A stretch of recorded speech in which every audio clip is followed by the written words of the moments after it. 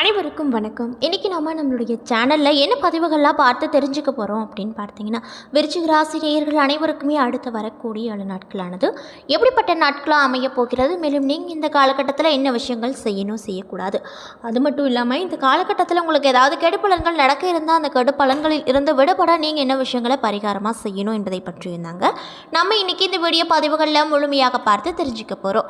இந்த பதிவுகள் அனைத்துமே உங்களுக்கு பயன் கொடுக்கக்கூடிய வகையில் தான் இருக்கும். ஸோ வீடியோவை ஸ்கிப் பண்ணாமல் தொடர்ச்சியாக பாருங்கள். அது மட்டும் இல்லாமல் உங்களுக்கு மகாலட்சுமி தாயாரை ரொம்ப ரொம்ப பிடிக்கும் அப்படின்னா அந்த வீடியோக்கு ஒரு லைக் பண்ணிவிட்டு உங்களுடைய ஆழ்மனதில் ஒரு விஷயத்தை வேண்டுதலாக நினைத்து கொண்டு நம்மளுடைய கமெண்ட் பாக்ஸில் மகாலட்சுமி அம்மனுக்கு போற்றி அப்படின்னு சொல்லிட்டு மறக்காமல் 3 முறை பதிவு பண்ணுங்கள். நீங்கள் இந்த தருணத்தில் அந்த அம்மனை நினைத்து இப்படி ஒரு விஷயம் செய்யும்போது கண்டிப்பாக நீங்கள் என்ன விஷயங்களெல்லாம் வேண்டுதலாக நடக்க வேண்டும் அப்படின்னு நினைக்கிறீங்களோ அந்த விஷயங்கள் அனைத்துமே இந்த மகாலட்சுமி அம்மன் உங்களுக்கு கூடிய விரைவில் நடத்தி வைப்பாங்க. ஸோ நம்பிக்கையோட இந்த ஒரு விஷயத்தை செஞ்சு பாருங்கள். அதுக்கு முன்னாடி நீங்கள் இப்போ தான் நம்மளுடைய சேனலை ஃபர்ஸ்ட் டைம் பார்க்குற மாதிரி இருந்தால் மறக்காமல் சப்ஸ்கிரைப் பண்ணிவிட்டு கீழே இருக்கும் பெல் ஐக்கானையும் மறக்காமல் கிளிக் பண்ணிடுங்க. அப்போ தான் நம்ம சேனலில் போடுற ஒவ்வொரு வீடியோவுமே உங்களுக்கு நோட்டிஃபிகேஷன் மூலியமாக உடனுக்குடனே வந்து சேரும். ஸோ இப்போ வாங்க நம்ம வீடியோக்குள்ளே போகலாம். திருக்கணித பஞ்சாங்கத்தின் படி நவகிரகங்களின் சஞ்சாரத்தை பார்ப்பதால் சூரியன் கடக ராசியில் இருக்காரு, செவ்வாய் ரிஷப ராசியில் இருக்காரு, புதன் சிம்ம ராசியில் இருக்காரு, ரிஷபத்தில் குரு சஞ்சரிக்கிறாரு, சுக்கிரன் கடக ராசியில் சஞ்சரிக்கிறாரு. மேலும் 30ஆம் தேதி அன்று சிம்மத்திற்கு செல்ல போறாரு சுக்கிர பகவான். அது மட்டும் இல்லாமல் கும்பத்தில் சனி பகவானும் அமர்ந்திருக்காங்க, மீனத்தில் ராகு பகவானும், கன்னியில் கேது பகவானும் சஞ்சரிக்கிறாங்க. மேலும் இந்த வாரத்தில் வேறு கிரக மாற்றங்கள் எதுவும் இல்லை அப்படின்னு சொல்லப்படுதுங்க. மேலும் சந்திரன் இந்த வாரம் மீனம், மேஷம், ரிஷபம், மிதுனம் ஆகிய ராசிகளில் பயணம் செய்கிறாங்க. சிம்மம், கன்னி, துலாம், விருச்சிகம் ஆகிய 4 ராசிக்காரர்களுக்கு சந்திராஷ்டமம் இருப்பதால் நீங்கள் இந்த காலகட்டத்தில் எந்த ஒரு செயல் செய்தாலுமே அதில் முழு கவனத்தோடு செய்வது ரொம்ப ரொம்ப நல்லது அப்படின்னு சொல்லப்படுதுங்க. மேலும் இந்த வார கிரகங்களின் சஞ்சாரங்கள் மற்றும் கூட்டணி பார்வைகளால் இந்த விருச்சிக ராசி நேயர்கள் அனைவருக்குமே அடுத்து வரக்கூடிய 7 நாட்கள் எப்படிப்பட்ட நாட்களாக அமையப் போகிறது, என்ன மாதிரியான பலன்களை தரப்போகிறது அப்படின்றத பற்றி தொடர்ச்சியாக பார்க்கலாங்க. ஸோ வீடியோவை ஸ்கிப் பண்ணாமல் பாருங்கள். போர்க்குணம் கொண்ட பூமிக்கு அரகனான செவ்வாயை அதிபதியாக பெற்றிருக்கக்கூடிய ராசிக்காரங்க தான் விருச்சிக ராசிக்காரர்கள். மேலும் சூரிய பகவான் உங்கள் ராசிக்கு 9வது வீட்டில் அமர்வதால் இந்த 7 நாட்கள் உங்களுக்கு எப்படி இருக்கும் அப்படின்னு பார்த்தீங்கன்னா, இன்பமோ துன்பமோ இணைந்து உங்கள் தோள்களில் அமர்ந்து நிற்கின்ற வாரமாக அமைய போகுது. நடக்காது அப்படின்ற நினைத்த காரியம் கூட நல்லபடியாக இந்த காலகட்டத்தில் உங்களுக்கு நடக்கும். இதனால் ரொம்பவே மன மகிழ்ச்சியோடு காணப்படுவீங்க. மேலும் எளிதாக நடந்துவிடும் என்று திட்டம் போட்டு செஞ்ச விஷயங்கள் இடையூறுகளை ஏற்படுத்தும். அதுபோல சந்திர பகவானின் இடப்பெயர்ச்சி கூட உங்களுடைய தொழிலுக்கு சாதகமாக அமையக்கூடும். புதிய தொழில்களில் முனைப்பு காட்டுவீங்க. மேலும் செவ்வாய் பகவான் உங்கள் ராசியில் 7ஆம் இடத்தில் அமர்வதால் திட்டமிட்ட திருமணங்கள் தள்ளி போகல. கணவன் மனைவிக்கிடையே கருத்து வேற்றுமைகள் அதிகரிக்கும். அதனால் நிம்மதி இழக்கக்கூடும். அதனால் உங்கள் வார்த்தைகளை நீங்கள் ரொம்ப கவனமாக இருந்துக்கோங்க. அது மட்டும் இல்லாமல் புரிந்து நடந்து கொண்டால் பிரிவினை எதுவுமே உங்களுக்கு வராது. மேலும் புதன் பகவான் இந்த 7 நாட்களில் உங்கள் ராசியில் 10வது இடத்தில் அமர்வதால் கூட்டு தொழில் அமோகமான லாபத்தை கொடுக்கும். வியாபாரிகள் தடையில்லாமல் வருமானத்தை பார்ப்பார்கள். மேலும் குரு பகவான் உங்கள் ராசியில் இந்த 7 நாட்களில் 7ஆம் இடத்தில் அமர்வதால் நீண்ட காலமாக ஏக்கத்தோடு இருந்த தம்பதிகளுக்கு குழந்தை பாக்கியம் இந்த காலகட்டத்தில் கண்டிப்பாக உண்டாகும். மேலும் சுக்கிர பகவான் உங்கள் ராசியில் 9 மற்றும் 10ஆம் இடத்துல இந்த 7 நாட்களில் அமரப்போவதால் இனிமையாக பேசுவீங்க, இனிமையாக பழகுவீங்க, எடுத்து வைக்கும் காரியத்தில் வெற்றி பெறுவீங்க. மேலும் சனி பகவான் உங்கள் ராசியில் 4ஆம் வீட்டில் இந்த 7 நாட்கள் அமர்வதால் முயற்சிகளுக்கு ஏற்படும் முட்டுக்கட்டைகளை துணிவோடு துடைத்து எறிவீங்க. மேலும் ராகு பகவான் உங்கள் ராசியில் இந்த 7 நாட்களில் 5வது இடத்தில் அமர்வதால் கையிருப்பு கூடும். மேலும் கேது பகவான் உங்களுடைய ராசியில் 11வது வீட்டில் அமர்வதால் ஆலய தரிசனத்தை நீங்கள் மேற்கொள்வீங்க. மேலும் 31 மற்றும் 1ஆம் தேதிகளில் உங்களுக்கு சந்திராஷ்டமம் இருக்குதுங்க. ஸோ எந்த ஒரு விஷயம் செஞ்சாலுமே அதில் முழு கவனத்தோடும் நிதானத்தோடு செஞ்சீங்க அப்படின்னா கண்டிப்பாக அது உங்களுக்கு நல்ல பலனை கொடுக்கும். மேலும் உங்களுக்கு இந்த 7 நாட்களில் பொருளாதார வசதி குறைவில்லாமல் இருக்கும். செலவுகள் ஏற்பட்டாலுமே சமாளித்து விடுவீங்க. நெருங்கிய உறவினர்களிடம் பக்குவமாக நடந்து கொள்வது ரொம்ப ரொம்ப நல்லதுங்க. அதனால் தேவையற்ற பிரச்சனைகளை நீங்கள் தவிர்த்து விடலாம். வாழ்க்கை துணை வழி உறவுகளிடையே வருகையால் செலவுகள் உங்களுக்கு அதிக அளவில் இருக்கக்கூடும். மேலும் திருமண வயதில் இருக்கக்கூடிய விருச்சிக ராசி நேயர்களுக்கு இந்த காலகட்டத்தில் நல்ல இடத்துல திருமணம் நிச்சயமாகும். அலுவலகத்தில் பணி சுமை அதிக அளவில் உங்களுக்கு காணப்படும். அது மட்டும் இல்லாமல் இருக்கும் வேலையிலிருந்து வேறொரு வேலைக்கு இப்பொழுதுக்கு முயற்சி செய்ய வேண்டாம். நீங்கள் இப்போ என்ன வேலை செஞ்சிட்ருக்கீங்களோ அந்த வேலையை நீங்கள் தொடர்ச்சியாக செய்வது நல்லது. மேலும் அலுவலகத்தில் சக பணியாளர்களை நீங்கள் இந்த காலகட்டத்தில் ரொம்பவே அனுசரித்து செல்வது நல்லதுங்க. மேலும் வியாபாரத்தில் இருக்கக்கூடியவங்களுக்கு புதிய முதலீடுகள் இப்பொழுது வேண்டாம். சக வியாபாரிகள் பேச்சை கேட்டு புதிய முயற்சிகள் எதிலுமே நீங்கள் ஈடுபடாதீங்க. மேலும் குடும்பத்தை பொறுத்தவரையில் இந்த 7 நாட்களில் நிர்வகிக்கும் பெண்மணிகளுக்கு அதிக பொறுப்புகளால் மனதில் சோர்வு உண்டாகி அசதிகளும் உண்டாகும்.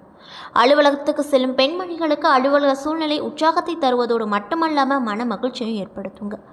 மேலும் உங்களுக்கான அதிர்ஷ்டமான நாட்கள் 25, 28. அதிர்ஷ்டமான எண்கள் 4, 5. வழிபட வேண்டிய தெய்வம் தட்சிணாமூர்த்தி. மேலும் தினமும் காலையில் பூஜை அறையில் தீபம் ஏற்றி தட்சிணாமூர்த்திக்குரிய மந்திரத்தை 27 முறை நீங்கள் பாராயணம் செய்து வந்தீங்க அப்படின்னா கண்டிப்பாக உங்களுக்கு ஏதாவது கெட்ட விஷயங்கள் நடக்க இருந்தால் கூட அந்த விஷயங்கள் அனைத்துமே நன்மை தரக்கூடிய விஷயமாக மாறும். ஸோ நீங்கள் விருச்சிக ராசி நேயர்களாக இருந்தால் இந்த விஷயத்தை இந்த 7 நாட்கள் தொடர்ச்சியாக பரிகாரமாக செய்து பாருங்கள். நல்ல பலனை உங்களுக்கு அந்த தட்சிணாமூர்த்தி தருவார். அதே போல் விருச்சிக ராசியில் இருக்கக்கூடிய விசாகம் 4ஆம் பாதம் நட்சத்திரக்காரர்களுக்கு இந்த 7 நாள் எப்படி இருக்குன்னு பார்த்தீங்கன்னா தன வருமானம் திருப்தி தரக்கூடிய வகையில் இருக்கக்கூடும்.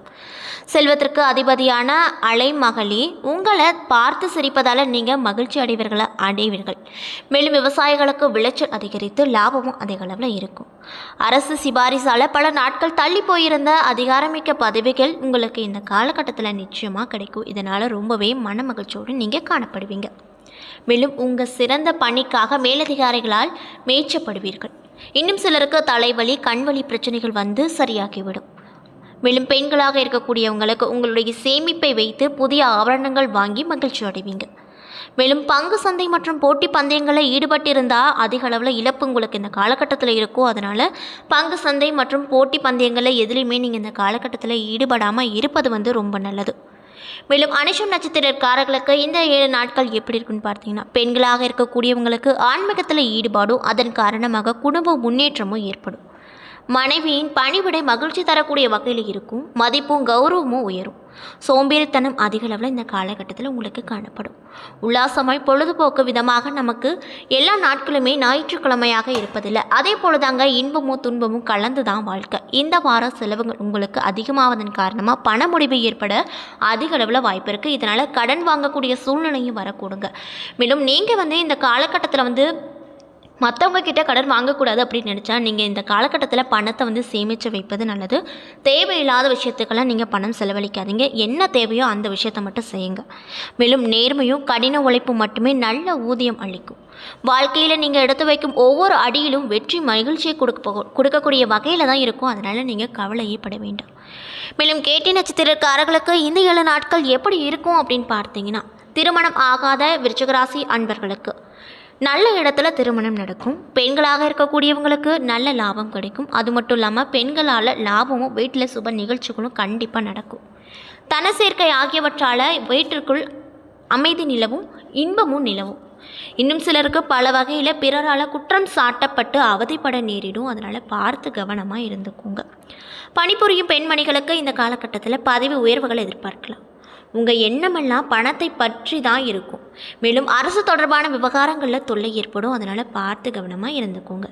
தீயோர் தொடர்பு மூலமாக சஞ்சலம் ஏற்படும். அதனால் யார் நல்லவங்க யார் கெட்டவங்க அப்படின்னு பார்த்து பழகியிருங்க.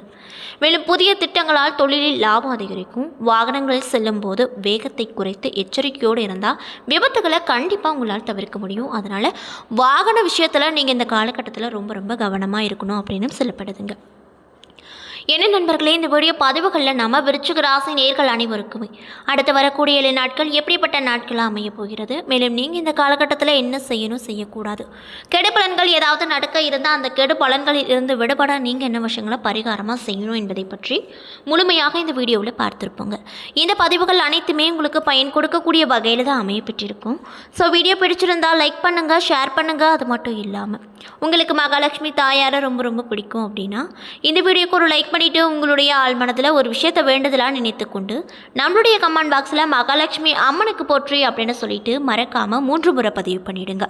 நீங்கள் இந்த தருணத்தில் அந்த அம்மனை நினைத்து இப்படி ஒரு விஷயம் செய்யும்போது கண்டிப்பாக நீங்கள் என்ன விஷயங்களை வேண்டுதலாக நடக்க வேண்டும் அப்படின்னு நினச்சிங்களோ அந்த விஷயங்கள் அனைத்துமே அந்த அம்மன் கூடிய நடத்தி வைப்பாங்க. ஸோ நம்பிக்கையோடு அந்த ஒரு விஷயத்தை செஞ்சு பாருங்கள். அதுக்கு முன்னாடி நீங்கள் இப்போ தான் நம்மளுடைய சேனலை ஃபர்ஸ்ட் டைம் பார்க்குற மாதிரி இருந்தால் மறக்காமல் சப்ஸ்கிரைப் பண்ணிவிட்டு கீழே இருக்கும் பெல் ஐக்கானையும் மறக்காமல் கிளிக் பண்ணிடுங்க. அப்போ தான் நம்ம சேனலில் போடுற ஒவ்வொரு வீடியோவுமே உங்களுக்கு நோட்டிஃபிகேஷன் மூலியமாக உடனுக்குடனே வந்து சேரும். நன்றி.